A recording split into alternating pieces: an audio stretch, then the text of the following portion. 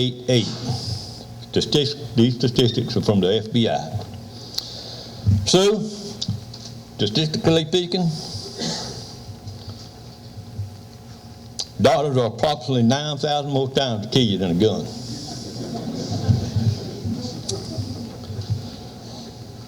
Now, to get that in perspective, looks like guns don't kill people, doctors do. Not everyone has a gun, but just about everyone's got a doctor. So do we need to ban doctors? I didn't look up the statistics on lawyers because I was afraid it might make a lot of people panic and they go to a doctor. But guns will not do anything that the person holding it doesn't cause it to do. We had a saying when I was growing up, it's not the gun, it's the nut behind the butt plate. And that still holds true today. You know, we can't always look back. As we were speaking a while ago, we look back in the past, we see some great presidents. We have to look to the future. I don't believe in looking back. If you're anxious, you're living in the future. If you're depressed, you're living in the past. If you're at peace, you're living in the present. But looking back will get you in trouble. Remember the story of Lot and Sodom and Gomorrah? When God destroyed Sodom and Gomorrah and surrounding towns, and Lot's wife looked back and she turned to a pillar of salt. Well, a school teacher was teaching her Sunday school class about this, and she told him that. She said, "What do you think about that?" And little Johnny raised his hand and said, "Teacher, teacher, teacher." She said, "What do you want, Johnny?" He said, "I was with my mother the other day riding, and she looked back and she turned into a telephone pole." So see, what happens to you when you look back, you can't look both ways. You lose your focus and you get sidetracked. Keep your focus on where you're headed and what you're doing. And move forward and keep going. Things that in the past you can't change, but you can have an effect on the future. Let's get involved with each other. Let's support each other. And like he said, everyone's smart. That's why I don't agree with a lot of this Common Core stuff. I don't know if any of you have researched and looked at it. But everyone's smart at something.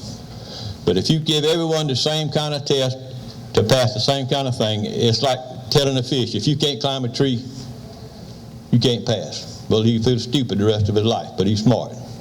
So we all smart at something. So get out there, find out what it is, and get to work on it, and we can all help our brothers and our sisters. And let's do that. And let's keep our country strong. If you don't think this is the greatest country in the world, you find me another one so many people's trying to come to. We are a great nation. I don't care what anyone says. We can always make it greater. We have been in rough times before, and we can keep it going forward, and we can turn it around. Just remember this, a government big enough to give you anything is big enough to take it from you. Nothing's free. Nothing in this world is free. And you see a sign out there, there's a sign up back home in front of a tire company. Buy 3, we'll give you 1 free. Well, you know they're not every 4 sets of tires, they're going to give away a set of tires. They can't stay in business giving away stuff. So nothing's free. Somewhere somebody pays for it. So when the government gives you something free, somebody paid for it somewhere. So as this gentleman said, don't be on the welfare list. Let's get out there and work. Let's find our niche in this society, and let's keep it going. And don't always give up. God will not put more on you. This gentleman, he's a prime example of it. Won't put more on you than you can bear. There was this lady at work, and got a call from a babysitter. She said, your baby's real sick. And she said, and I can't find the medicine. She said, well, we was out, but I thought you will, so I'll run to the drugstore and get some. So she gets off her work, goes to the drugstore, runs to the pharmacist, get the prescription, runs back out the car, and find out she's locked the keys in the car.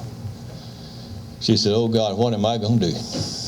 And thought about, well, I called my babysitter. So she called the babysitter, and she said, I got the medicine, but I'm at my car, and I've got my keys locked in the car, and I don't know what to do.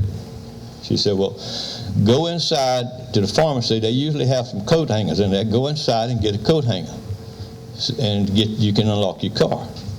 So she turns to go into the pharmacy, and she sees on the sidewalk over there an old rusty coat hanger. So she grabs up the coat hanger. She comes back to the car, and then she stops and looks. Well, what am I going to do with a coat hanger? She said, God, I don't know what to do. I need some help bad. And about this time, a motorcycle pulled into the parking lot. She looks over there, This big old guy, long ponytail, beard, tattoos all over him, gets off his motorcycle and he looks over at her and he says, "Ma'am, you need a problem? You have a problem? You need some help." She looked at him. She was kind of scared. He's a little bit intimidating to her. I know you've seen these guys. Now, not all motorcycle guys are bad. Don't get me wrong. You Harley people, just calm down. So he looked at her, and she walks up to him, and he said, "What's the problem?" She said, "Oh, Lord, I asked for some help, but I don't know." And she said, "I locked my keys in my car." He said, "Oh," said, "give me that clothes hanger." He walked over there in just a few seconds. He had the car open. She said, "Thank you, thank you, thank you." And she threw her arms around her neck and hugged and said, "You are such a nice man." He said, "No, ma'am, I am not a nice man. I just got out of prison for breaking into cars." Thank you.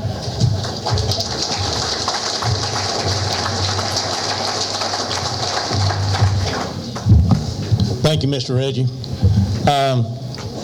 Last but not least, Miss Georgia and the City of Douglas.